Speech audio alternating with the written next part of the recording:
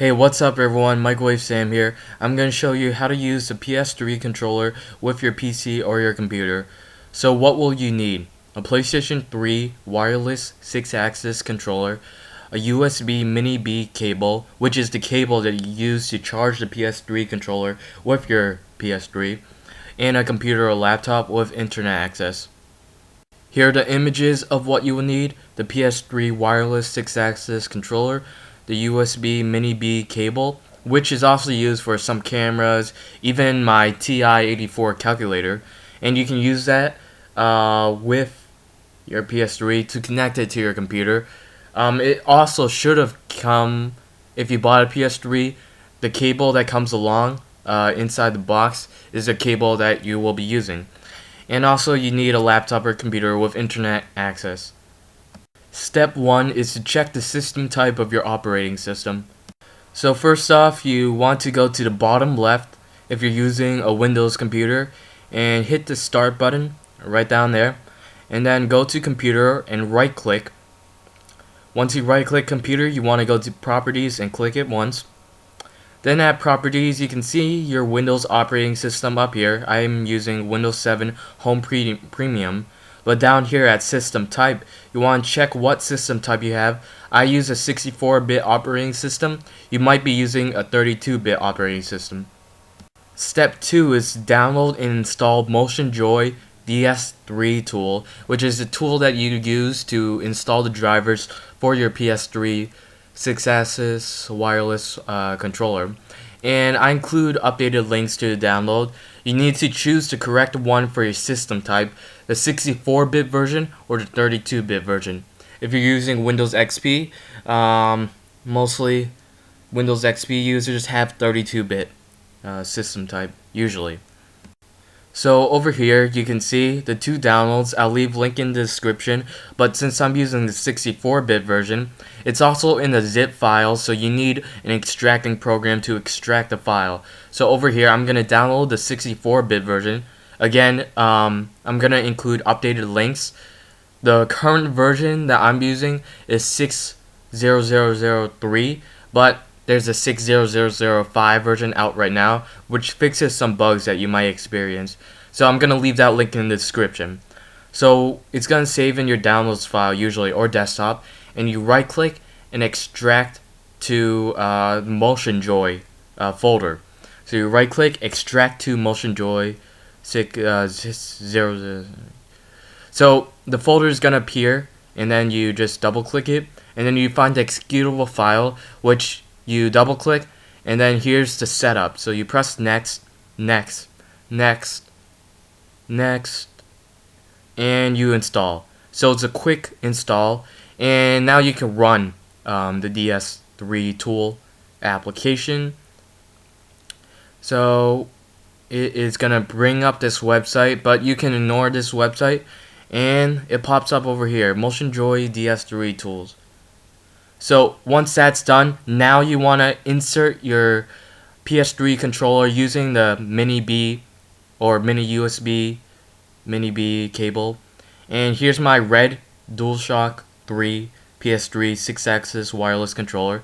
I plug it in one end, and then I take the USB side and plug it into my computer. It's simple as that, nothing really complicated here.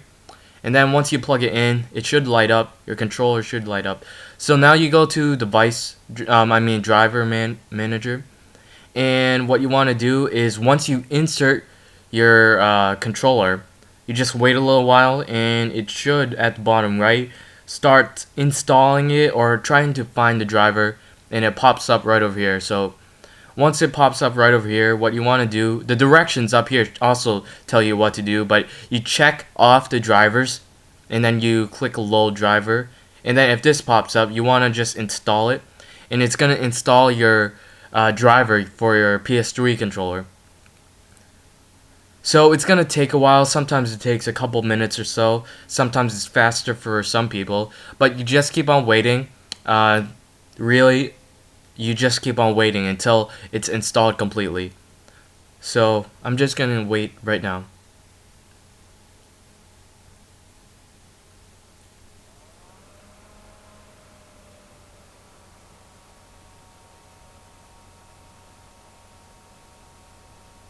Okay, so now it says that the screen at the bottom it pops up, and then at the bottom right you can see it says installing, so you know that it's working, and it's gonna be processing and installing the driver. So once that's done, you go back to home, and then you want to click PlayStation 3 because you're using a PlayStation 3 controller, and then over here you can go to options and then game controller panel to check if it's working. So you go down to game controller panel, and then you go to properties, and then you can go up, left, right, down, and then press square, circle, triangle to see if the buttons light up. If those light up, and at the bottom right you can see your device is ready to use, so it's successfully installed. So then you just press a little while. You can also recalibrate the controller if you wish, but after that's done you press OK, and then you can press advance, but advance it doesn't really have anything that you need to look at. Then you press OK. So now the analog sticks won't be working, so you need to press enable at the bottom left.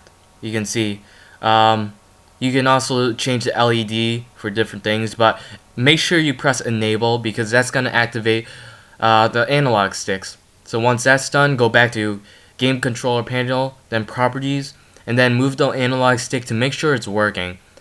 If the analog sticks aren't working, what you want to do is just back out of DS3 tools and then just go back in to test it again.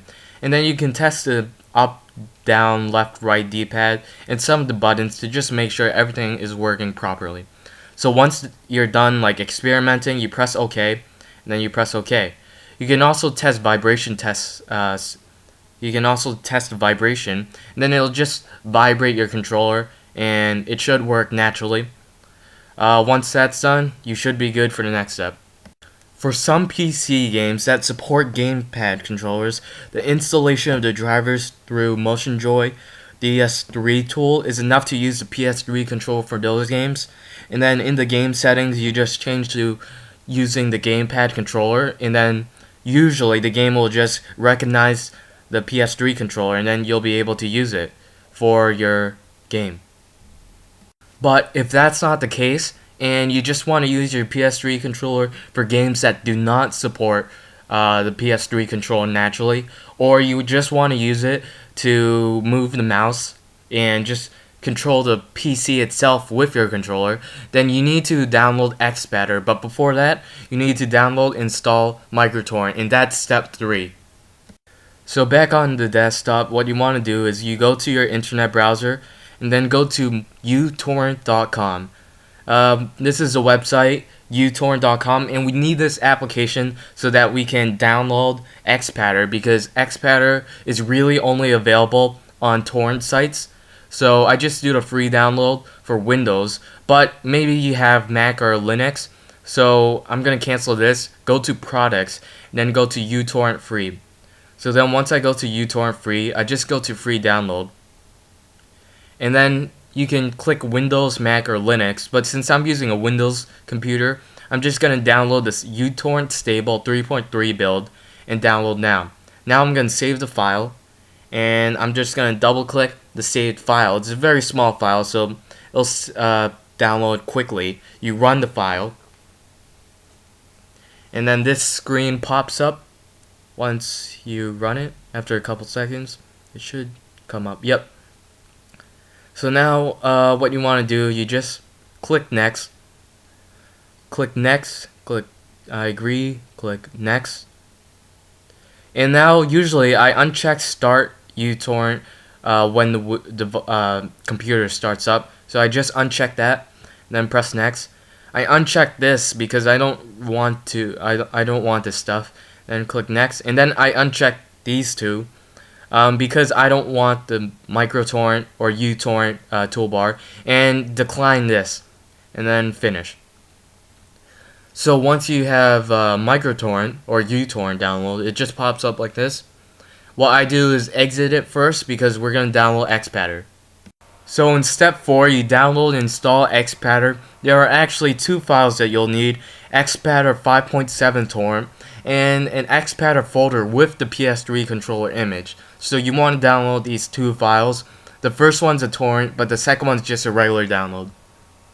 So back on the computer, you go to this website. I'll leave a link in the description. And here is Xpadder 5.7. And what it does is it basically allows you to customize your PS3 controller or even 360 controller to use on your PC. So basically what you want to do, go to this website, get this torrent, and then check that, go to microtorrent and press OK, then press OK again. It's going to save in my downloads file usually, and the torrent's really quick. It'll just take practically a couple seconds to just download. So just wait a little while, and then once it says seeding, that means it's done. So seeding, it's done. So I'm going to right click and delete, right click, remove, and then press OK. So then after that's done, you just file and then quit. And now you go to your downloads file because it's going to be in your downloads file. And there should be a zip file with the Xpadder 5.7.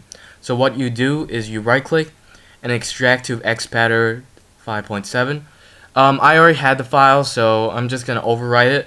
But it came up with this because I already had the file, so I'm just going to close this out.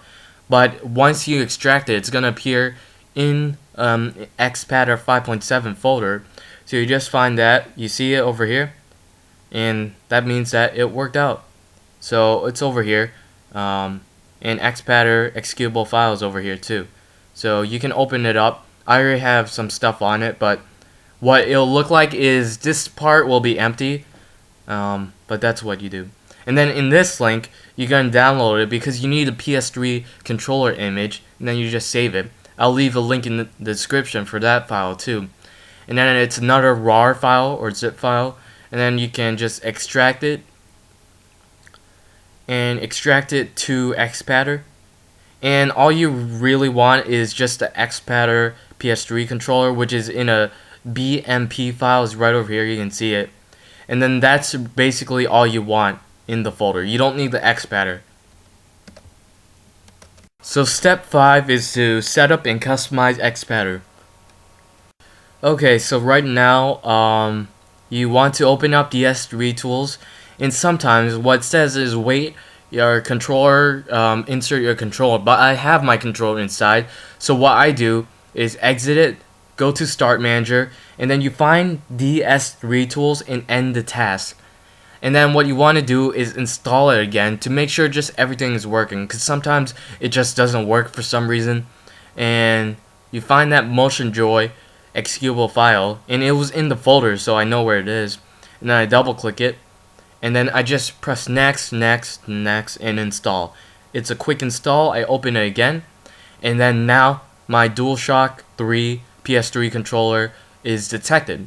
So now I'm just enabling it again and going to PlayStation 3, testing my vibration, game control panel, going to properties. You can cancel this update if it comes up, but go to properties and then check if everything's moving. So seems pretty good. Everything seems to be working properly, but let me see something. I'm gonna just enable it again because I forgot to go to PlayStation 3 before enabling. So now analog sticks are working. So now that's working, what I always do is I always leave DS3 tool while Xpadder is running. So just leave DS3 tool on, and once you're comfortable with everything, just press OK. So now what you want to do is you go to Start, you go to your Documents and your Downloads, and then go to Xpadder Folder 5.7. So Xpadder 5.7 should be somewhere here. Yep, it's right over here. And then you double click it, and Xpadder pops up. It's going to be empty like this. So you go to New, and then you want to open up an image of the PS3 controller, which should be in your Xpadder folder that was the second download that you extracted. And then you just open that PS3 controller. Now what you want to do is you want to set up every button. So first of all, you can set up every button by pressing the button, and then basically you just drag the button. So I'm gonna enable the sticks. So on the sticks are the analog sticks, and then when it says left, go left, and then when it says up, go up, and then you drag it to the appropriate place on the image. So then now let's do the D-pad, up, down, left, right. Oops. Okay. Yep. Seems all good. I'm just gonna test this D-pad, and now I'm gonna drag it. Actually, let me just do this one more time. Okay, so now I'm gonna just drag it over to the appropriate place, and now we're gonna do the buttons. So the buttons include square, triangle, circle, X, and then you just press the button, and then like one of those icons are gonna pop up, and then you just drag it to appropriate place. So I just pressed X and square and then dragged it to the appropriate place. I just pressed circle. Now I'm gonna press triangle, drag it to the place, and this is how you just set the Xpadder up for the appropriate button. So start, select the PS button, is right down here. Now R1 and L1 are also buttons, but at this point I go to triggers, and then you hold the left and right triggers, which is the L2 and right 2 buttons, which is on the back, and then go back to buttons and do the L1 and R1 buttons. So then once that's done, you're basically done. You can see once you press OK, you can save this too, and it's always good to save the profile so that you can always open it up later on. If you're switching to maybe a 360 controller, you can open up different profiles which have the setup of the controller. So once that's done, you can add some buttons. You just click it, and then you can add you just click on the keyboard where you want the button. Like usually for the down arrows or the up, down, left, right, I might do WSAD. And now I'm gonna put the left analog stick with up, left, right, and down for my mouse. And now you can see now I'm gonna use my controller to actually move this around. Yeah, see? So I'm using my controller. You can see if the green buttons are lighting up, that means I'm using my controller to actually control my mouse right now. So it's pretty neat. Oh yeah, I forgot 2 more buttons. So if you ever want to customize it, you just go to settings. The 2 buttons I forgot is you can also push inward into the PS3 controller, and those are always in the middle of the analog stick. So I forgot those 2 buttons, and then I just added them. So then that's pretty good. I'm gonna put the left trigger. Yeah, I'm gonna put that as a left click and this as right click. So then basically you can just move around and then with your PS3 controller instead of using your mouse. And it's pretty neat stuff, but usually people use this for games. So you just look at the controls for the games and then set it up accordingly. So once that's done, you can fiddle around with it, customize it, but make sure you save it. There are profiles on the left and the right, and you can save both of them. The final step is just adding some finishing customization to the Xpadder profile, and make sure you save on both sides. Like there are 2 save icons on the top left and then on the top right, and make sure you save both of them. One of them is for the image setup and then where the buttons are inputted, and then the second one is for like WSD is over here on this button, and moving the mouse is over here on this button, and that's what you can do, and then just customize it. So back on Xpadder, I'm gonna put the PS button as C, and you can right click it, and then you can toggle. You can actually have 2 different lists too, but then like you can toggle it to make it toggle to a different layout of the controller, and I'm not gonna really show about that. Then you can just click these setting buttons to change the dead zone and then the diagonal size, make it like very sensitive or not sensitive, that sort of thing. You can also do this stuff. You can just fiddle around with it. You know, it's all about customization, doing it to your liking. But over here at the PS button, if you go on advanced, you can add hold zones, and hold zones mean like if you're holding the square button, like what does that do? So you can add a hold zone, and you can add the number of seconds, nanoseconds. So let's say that I put the button as C, but if I hold it for maybe 10 seconds or 10 nanoseconds, it's going to change to button F. So that's what I'm going to do. So after the hold zone, you just go to that square box after the hold zone, and then you press a new button on the keyboard. Like, I'm going to put F. So then I'm going to test it, and then you can always test these things. When you test it, it's going to open up a notepad, and then you can also add distance zones and stuff. But okay, I'm going to press the PS button on my remote.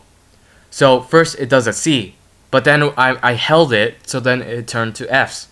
So that's how you do hold zones, because sometimes in some games like Call of Duty, you might be, well, there are buttons like circle on the PS3 controller, and then you do that to crouch, and then if you hold it, you go all the way down and lie down. So always you just want to save all the settings.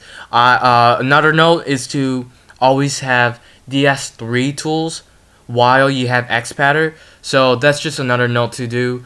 I always leave DS3 tools with Xpadder on, so both of those programs are on. And I think that's it. So if you have any questions, you can always leave in the comments. I'll try to answer them as quickly as possible, but it would be nice if different people helped you out too, and different people reply to any questions there are. And thanks for watching, everyone. Please rate, comment, subscribe, trying to get more tutorials about just a bunch of variety of things out there.